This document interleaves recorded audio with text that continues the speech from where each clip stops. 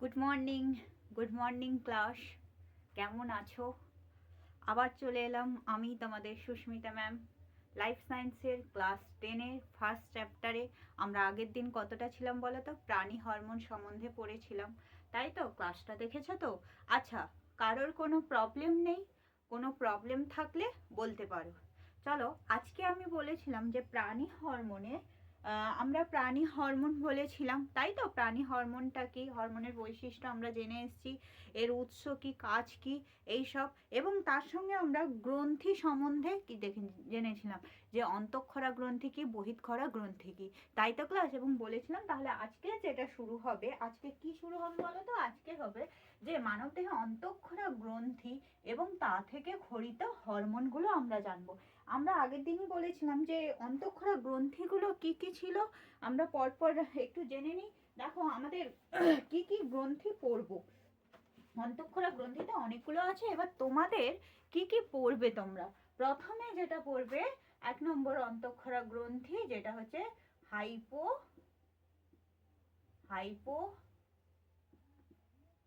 Thalamus. Next যেটা পড়বে, আচ্ছা দেখা যাচ্ছে তো? আমি একটু লিখে নিই। পিটুইটারি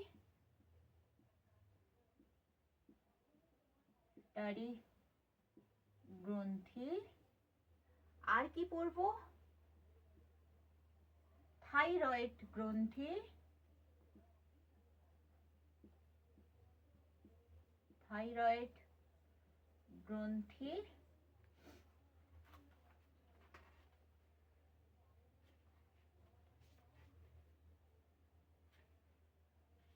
অগ্নাশয় গ্রন্থি। 4-এ পড়ব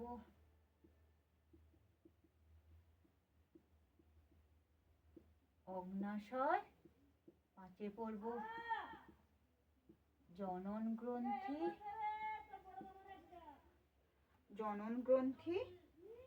যার মধ্যে আমরা কি কি পড়বো বলো তো ক্লাস? শুক্রাশয় এবং ডিম্বাশয়। এবং তাহলে এই যে তোমাদের ক্লাস 10-এ আমরা অন্তঃক্ষরা গ্রন্থি, এই কটাই মোট 5টা অন্তঃক্ষরা গ্রন্থি পড়বো। হাইপোথ্যালামাস, পিটুইটারি, থাইরয়েড, অগ্নাশয়, জনন গ্রন্থি। এবং এখান থেকে এদের অবস্থান জানবো, এদের থেকে এই গ্ল্যান্ডগুলো থেকে কি কি হরমোন ক্ষরিত হয় সেটা জানবো, এবং সেই হরমোনগুলো কি কাজ করে সেইগুলো আমরা জানবো। তো তাহলে কথা না বলে আমরা শুরু করি।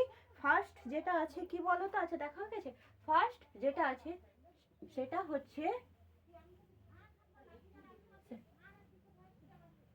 হচ্ছে কি ক্লাস বলো তো? হাইপোথ্যালামাস, তাই তো? এবার আসি যে এই হাইপোথ্যালামাস থেকে কি হরমোন, হাইপোথ্যালামাসে ফার্স্টে আমরা অবস্থান জানবো, তাই তো ক্লাস? হাইপোথ্যালামাস কোথায় অবস্থিত? হাইপোথ্যালামাস অবস্থিত কোথায় বলো তো? থ্যালামাসের নিচে এবং পিটুইটারি গ্রন্থির ওপরে। তাহলে হাইপোথ্যালামাসের অবস্থান কোথায় জানবো ক্লাস? হাইপোথ্যালামাসের অবস্থান জানবো তৃতীয় মস্তিষ্ক নিলয়ের অঙ্কীয় তলে। তৃতীয় মস্তিষ্ক নিলয়ের অঙ্কীয় তলে। এবার কার এতে আসবে, কার ওপরে? থ্যালামাসের নিচে, থ্যালামাসের নিচে এবং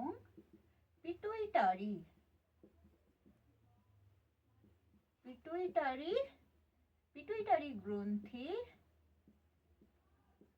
ওপরে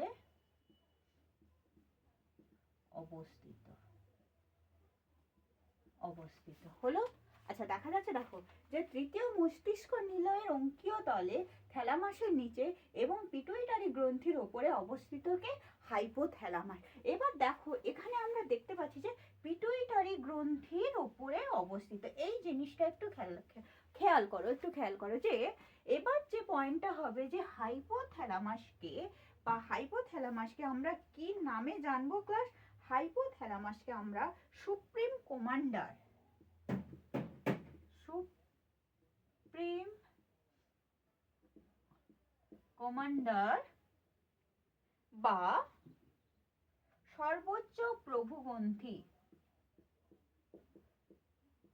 সর্বোচ্চ প্রভু গ্রন্থি নামে পরিচিত। তাহলে হাইপোথ্যালামাস কি নামে পরিচিত ক্লাস?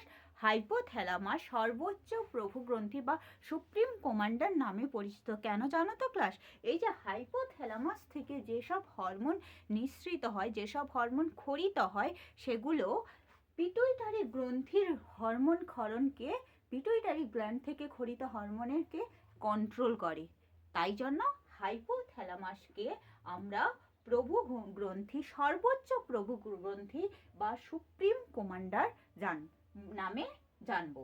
তাহলে তোমাদের এখান থেকে যদি কোশ্চেন আসে যে সুপ্রিম কমান্ডার বা সর্বোচ্চ প্রভু গ্রন্থি কাকে বলবো বা কাকে বলে, ও অ্যান্সার হবে কি ক্লাস? হাইপোথ্যালামাস।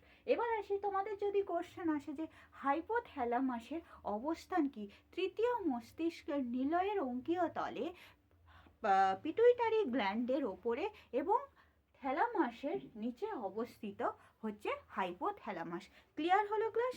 এবার এই যে হাইপোথ্যালামাস, তো এই হাইপোথ্যালামাসে থ্যালামাস কি কি নিয়ে গঠিত ক্লাস? এটি গঠিত, এই হাইপোথ্যালামাস অসংখ্য নিউরো সিক্রেটরি কোষ দিয়ে গঠিত। তাহলে কি কি নিয়ে গঠিত ক্লাস? এই হাইপোথ্যালামাস অসংখ্য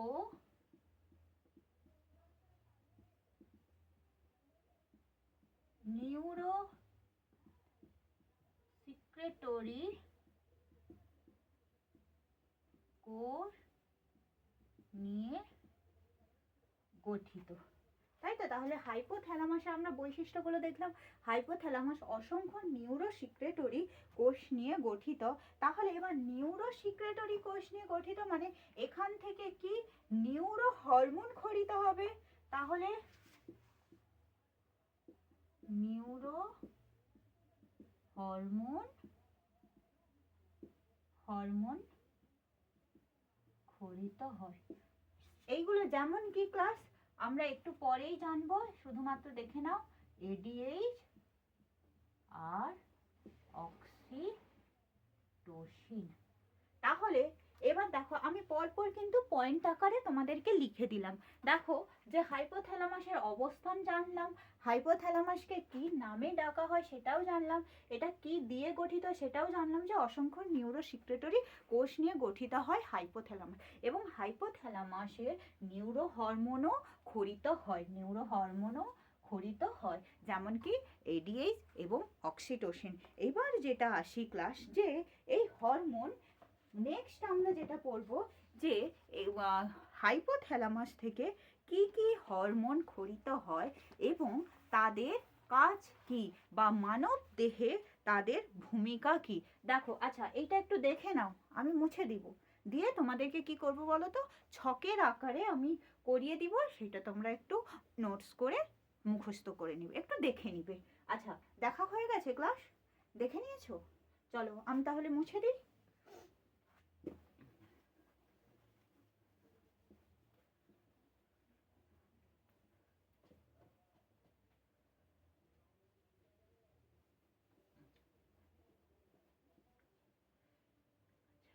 এবার যেটা আসি, হাইপোথ্যালামাস থেকে কি কি হরমোন ক্ষরিত হয়।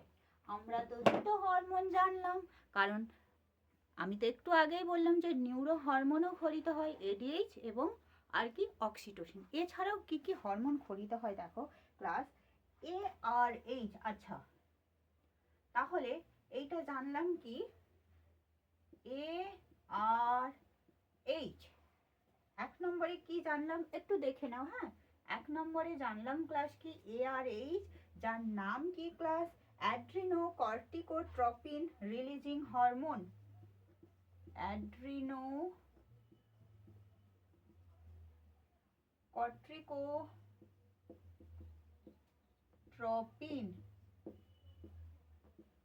ট্রপিন রিলিজিং হরমোন। তাহলে আমরা ফুল ফর্মগুলোও জানলাম। তাহলে ARH বা অ্যাড্রিনোকর্টিকোট্রপিন রিলিজিং হরমোন, তাই তো ক্লাস? এবার আসছি মানব দেহে এই হরমোনের ভূমিকা কি। আমরা আগেই বললাম যে পিটুইটারি হরমোনকে এরা কন্ট্রোল করে, পিটুইটারি হরমোনকে কন্ট্রোল করে। তাহলে এটা কি ক্লাস? এর কাজ হচ্ছে যে পিটুইটারি গ্রন্থি, পিটুইটারি আমরা জানবো পিটুইটারি দুটো ভাগ, একটা অগ্রভাগ এবং পশ্চাৎ ভাগ। সেই এখন একটু জেনে নাও, আমরা একটু পরেই আসছি যে পিটুইটারি গ্রন্থির অগ্রভাগ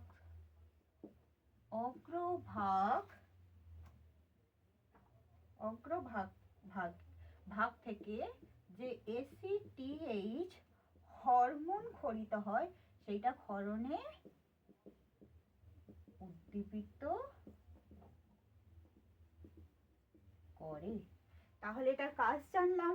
ARH এর 1 নম্বরে জানলাম যে অ্যাড্রিনোকর্টিকোট্রপিন রিলিজিং হরমোন, এর কাজ কি জানলাম?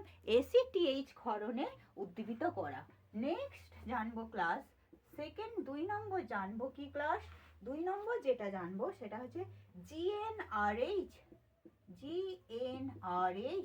যার ফুল ফর্ম কি? গোনাডোট্রপিন হরমোন,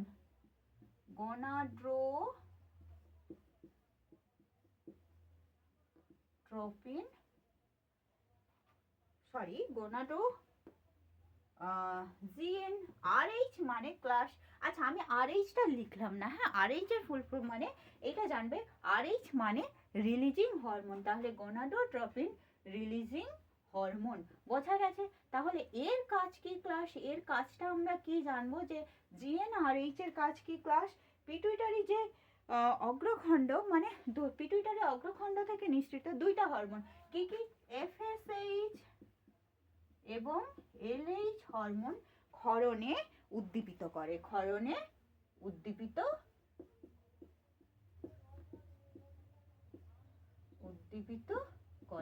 বোঝা গেল? নেক্সট জানবো, আচ্ছা তাহলে দুটো হরমোন সম্বন্ধে জানলাম, এরা কোথা থেকে ক্ষরিত হয়?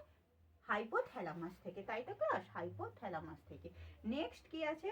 TRH, টি মানে কি? থাইরয়েড। RH এর ম্যাম তো একটু আগে শিখে দিয়েছেন, RH মানে রিলিজিং হরমোন, তাহলে টি মানে থাইরোট্রপিন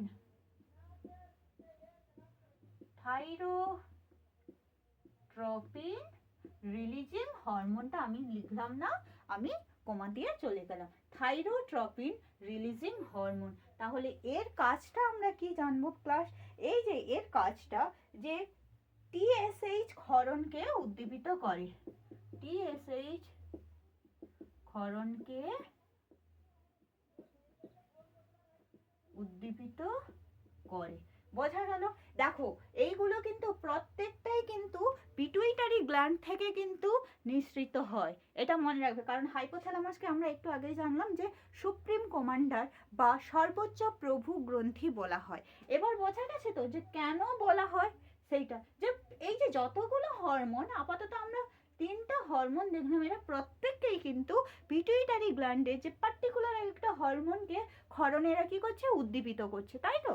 এবার নেক্সট আসি যেটা হচ্ছে 4 নম্বরে যেটা আমরা দেখবো ক্লাস SRH, RH এর ফুল ফর্ম তো জানলাম, S মানে সোমাটোট্রপিন,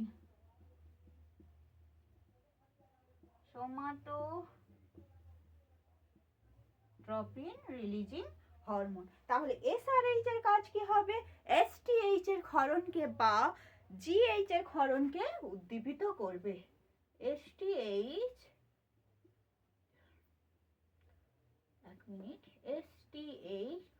or GH বা গ্রোথ হরমোনের ক্ষরণকে কি করে ক্লাস? উদ্দীপিত করে। আচ্ছা দেখে নাও, আরো কিন্তু আছে, আর যেটা আছে ক্লাস যে PRH, নেক্সট আমরা, আচ্ছা আমি কি মুছে দিব ক্লাস?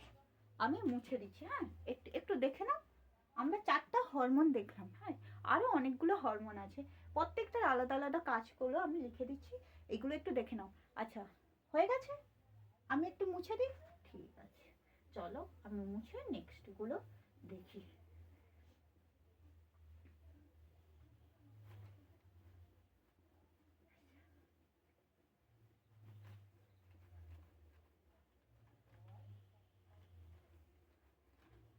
তাহলে আমরা কয়টা হরমোন দেখলাম? 4টা, তাই তো ক্লাস? আমরা 4টা হরমোন দেখলাম। আর 5 নম্বরে যেটা class, P R H. P মানে প্রোল্যাকটিন। পির ফুল প্রোল্যাকটিন রিলিজিং হরমোন। ইংলিশে লিখছি, একটু বাংলাতে প্রোল্যাকটিন রিলিজিং হরমোন। তাহলে এ কি কাজ করবে? প্রোল্যাকটিন, অগ্র পিটুইটারিতে যে প্রোল্যাকটিন আছে তার ক্ষরণকে উদ্দীপিত করবে। হলো। নেক্সট এবার আমি যে আর দুটো বলেছিলাম, যে ম্যাম আপনি বলেছিলেন নিউরো হরমোন ক্ষরিত হয়, সেই যে নিউরো হরমোন সেটা হচ্ছে কি ক্লাস? 6 নম্বরে তাহলে কি দেখবো? 6 নম্বরে দেখবো আমরা এডিএইচ, সাথে দেখবো আমরা অক্সিটোসিন। অক্সিটোসিন। এবার এরা কোথা থেকে ক্ষরিত হয়? এই যে আমাদের দেখবে হাইপোথ্যালামাসে, জাস্ট নামগুলো দেখে নাও। হাইপোথ্যালামাসের যে সম্মুখ, হাইপোথ্যালামাসের প্যারাভেন্ট্রিকিউলার নিউক্লিয়াস থেকে, এটা হচ্ছে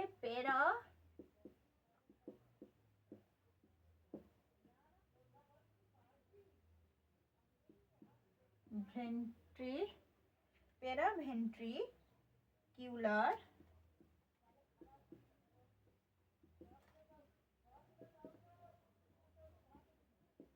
নিউক্লিয়াস থেকে অক্সিটোসিন হরমোনটা ক্ষরিত হয়।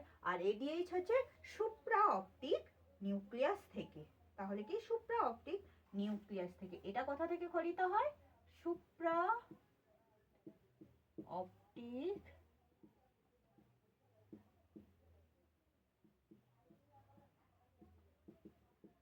নিউক্লিয়াস থেকে হরমোনটা ক্ষরিত হয়। তাহলে এডিএইচ এর ফুল ফর্ম কি জানবো ক্লাস? এডিএইচ হচ্ছে ভ্যাসোপ্রেসিন বা এডিএইচ। এটা কি করে? আমাদের দেহে জলের সাম্যতা বজায় রাখে। এবং অক্সিটোসিনের কাজটা আমরা কি জানবো ক্লাস? অক্সিটোসিন যেটা কাজ করে সেটা হলো যে অক্সিটোসিন দুগ্ধ ক্ষরণে, কিংবা আর যেটা জানবো ক্লাস, 1 মিনিট, যে 1 মিনিট ক্লাস।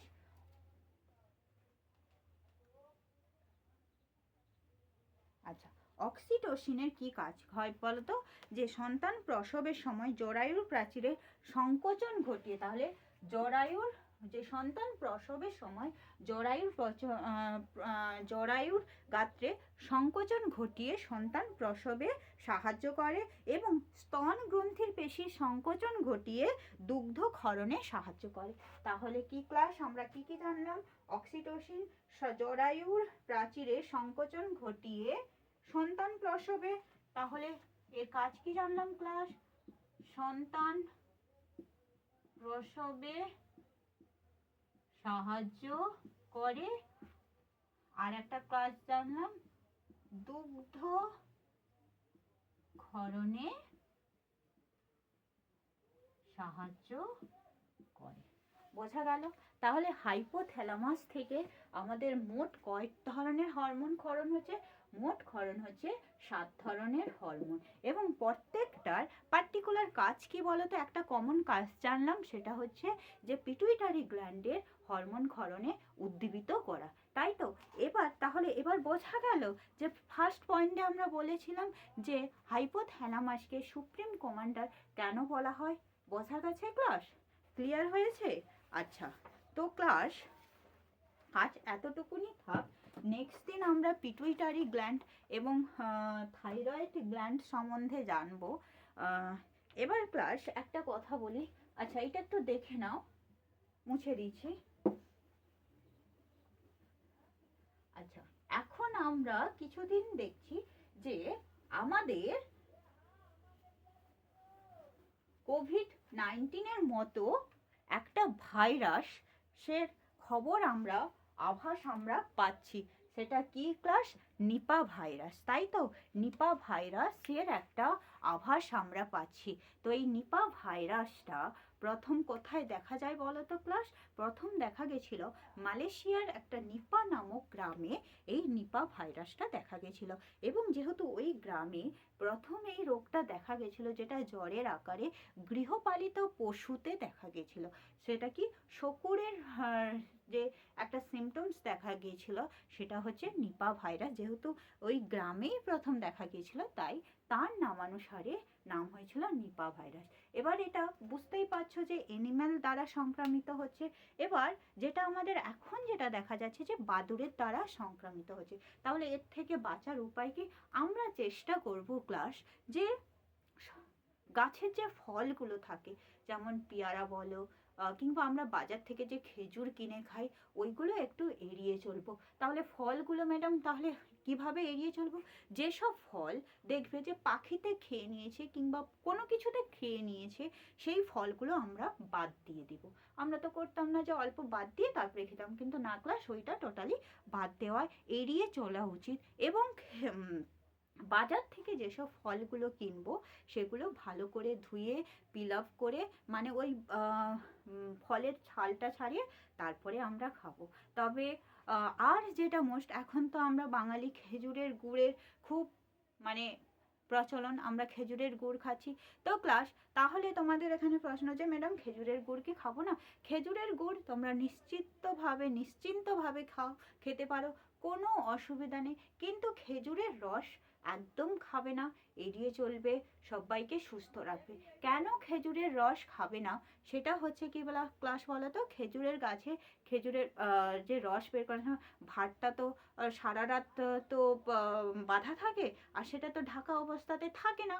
তাহলে কি হবে? তো সেই রাত্রিবেলা যদি বাদুড় যদি সেই রস খাওয়ার জন্য আসে, আমরা কি করে বুঝবো? সেই বাদুড় ধরো রস খেলো, তার লালা রসটা ওই রসে মিশে গেল। তো সেখান থেকে যেহেতু বাদুড়ের দ্বারা সংক্রামিত হচ্ছে, তাহলে ওইটা আমরা এড়িয়ে চলবো। তো কিন্তু এবার যেটা প্রশ্ন যে ম্যাডাম আমরা খেজুরের রস খাবো না, কিন্তু আপনি বলছেন খেজুরের গুড় খাবে, তাহলে এটা কি? দেখো ক্লাস, খেজুরের গুড় কি হয় বলতো? মানে প্রচুর হাই টেম্পারেচারে রস ফুটিয়ে গুড় খাওয়া হয়, তাই তো? তাহলে হাই টেম্পারেচারে যখন আমরা রসটাকে ফোটাই, ওই যে নিপা ভাইরাসের যে জেনেটিক ম্যাটেরিয়াল, যেটা আরএনএ, ওইটা কি হয় বলো তো? নষ্ট হয়ে যায়। তাই খেজুরের গুড় খাওয়াতে কোনো সমস্যা নেই, তোমরা নিশ্চিন্তভাবে খেতে পারো। শুধু ফল খাওয়ার পক্ষে একটু এড়িয়ে চলো, এবং সবাই সাবধানে থাকো, ভালো রাখো, সুস্থ রাখো, পরিবারকেও জানিয়ে দাও। যেহেতু নিপা ভাইরাসটা দেখা গেছে এবং অলরেডি 2জন আক্রান্ত চিকিৎসাধীন অবস্থাতে চলছে, তাই বলবো সবাই সুস্থ থাকো এবং ভালো থাকো, এবং আমাদের লুসি অনলাইনের পাশে থাকো। এবং হ্যাঁ, অবশ্যই তোমরা জানাবে যে আজকের পড়াটা কেমন হয়েছে। আজকে অল্প একটু পড়ালাম, তো আজকে এতটাই থাক ক্লাস। নেক্সট দিন আবার তোমাদের সঙ্গে যথা টাইমে দেখা হচ্ছে। Thank you class.